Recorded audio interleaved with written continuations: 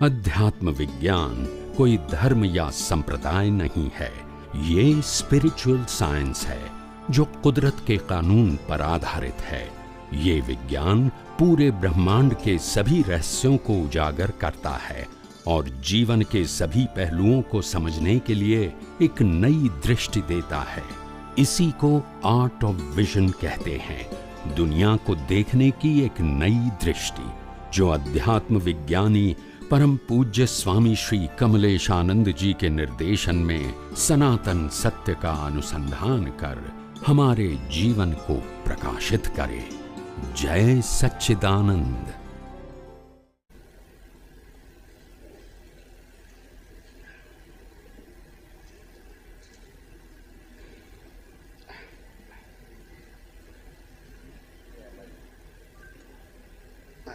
આ જુદું છે ને બંને લઈએ પાછો નીકળે. જય સચ્ચિદાનંદ ભાઈ પિતળિયા સાહેબનું છે. વાંચું છું. 9/12/1914 પૂજ્ય શ્રી કમલેશ આનંદજી. સાદર નીચે લખ્યા મુદ્દાઓ સમજાવવા વિનંતી છે. 1. સમયને આત્મા કહેવામાં આવે છે તે કયા આધાર પર? સમયને આત્મા કહેવાનો મતલબ કે સમય હંમેશા વર્તમાન હોય. કેવો હોય? એ ભૂત ભવિષ્ય નથી હોતો. અપેક્ષાથી ભૂત ભવિષ્ય કહેવાય. હું દાખલો આપણો તમને ખ્યાલ આવશે. આ સૂર્યનારાયણ છે, એમાં સવાર, બપોર, સાંજ આવે છે ને. સૂર્ય ઉગવો, બપોર થવી અને સૂર્ય આથમવાનો, બરાબર? આ પ્રક્રિયા થાય છે ને. પણ એ સૂર્યની પ્રક્રિયા નથી, એ અવસ્થા છે.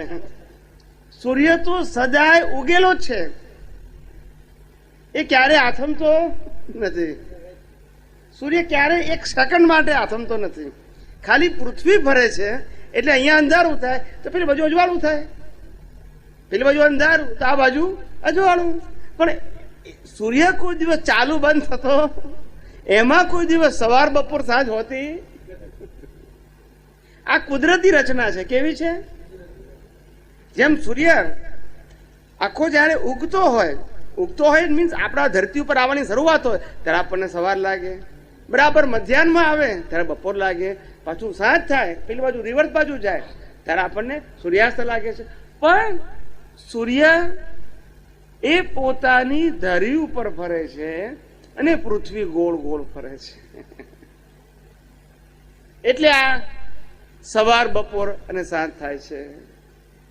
એવી રીતે જે સમય છે એ સમય હંમેશા વર્તમાન હોય, એ ભૂત ભવિષ્ય હોતો નથી. અપેક્ષાથી ભૂત ભવિષ્ય અને વર્તમાન કહેવાય છે. અપેક્ષાથી. સમયના મૂળ 3 ભાગ નથી, એક જ ભાગ છે, વર્તમાન. પણ હું કાલે હતો, આજે છું અને આવતીકાલે હોઈશ તો એના 3 ભાગ પડે. પણ તેથી સમયના 3 ભાગ નથી. સમયના અવસ્થાને આધારે આપણે 3 ભાગમાં વહેંચ્યું છે. અવસ્થાને આધારે. સમજાય છે? એવી રીતે જેમ સમય એ સાતત્ય વાળી અને વર્તમાન વસ્તુ છે, એવી રીતે આત્મા છે, એના પણ કોઈ ફેસિસ નથી. એટલે આત્માને સમય સાથે સરખાયો છે. હાલાકી સમય એ વિનાશી તત્વ છે અને આત્મા એ ચેતન તત્વ છે. પણ એટલે સમય જેવું વર્તમાન છે એમ. જય સચ્ચિદાનંદ. સમજાય છે? એ વર્તમાનની અપેક્ષા. આત્મા કોઈ દિવસ જીવ હોય ત્યાં શિવ ના હોય એવું બને જ નહીં. પ્રકૃતિ હોય ત્યાં પરમાત્મા ના હોય એવું બને જ નહીં. રિલેટિવ હોય ત્યાં રિયલ ના હોય એવું બને જ નહીં. દેહ હોય ત્યાં આત્મા ના હોય એવું બને જ નહીં. કારણ કે દેહમાંથી જો આત્મા નીકળી જાય તો એને દેહ ના કહેવાય, ડેડ બોડી કહેવાય. શું કહેવાય? સમજાય છે? દેહ ત્યાં સુધી કહેવાય કે જ્યાં સુધી અંદર જીવ છે, આત્મા છે. એ નીકળી ગયો તો એને દેહ ના કહેવાય, પછી ડેડ બોડી કહેવાય. એટલે બાળીએ છે. જીવતા માણસને બાળીએ આપણે?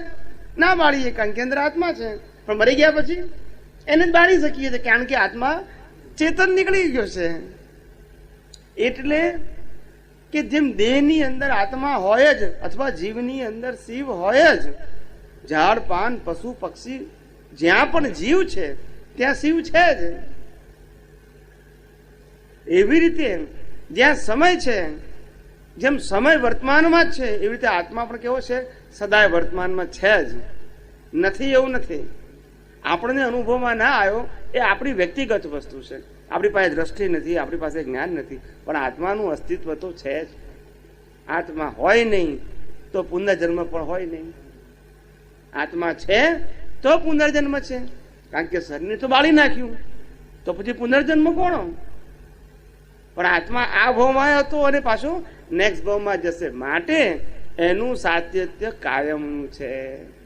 એટલે એક તત્વ જો કાયમનું હોય તો જ બીજું તત્વ ટેમ્પરરી હોઈ શકે ના. ટેમ્પરરી હોય, એક પરમેનન્ટ હોય તો બીજું ટેમ્પરરી હોય. આ દેહ છે એ ટેમ્પરરી છે અને આત્મા કાયમનો છે.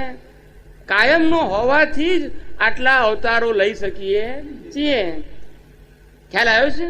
એટલે દેહને આધારે અવતાર નથી, આત્માને આધારે અવતારો સાબિત થાય છે. આત્માને આધારે અવતાર લેતા નથી. લઈએ છીએ તો અજ્ઞાનતાને કારણે, પણ આત્માને આધારે અવતારો છે એવું સાબિત થાય છે. કૃષ્ણ ભગવાન કે મારા પણ હજારો અવતાર થઈ ગયા, હે અર્જુન તારા પણ અનેક અવતારો થઈ ગયા. પણ એ કયા આધારે કે છે? તો કે આત્માને આધારે. કારણ કે આત્મા બધા અવતારમાં એક જ હતો. દેહની અવસ્થાઓ અલગ અલગ હતી, પણ આત્મા તો એક જ. એટલે આત્મા સદાય એક જ પ્રકારનું, એક જ સ્વભાવનો, એક જ ક્વોલિટીનો છે. એમાં બે પ્રકાર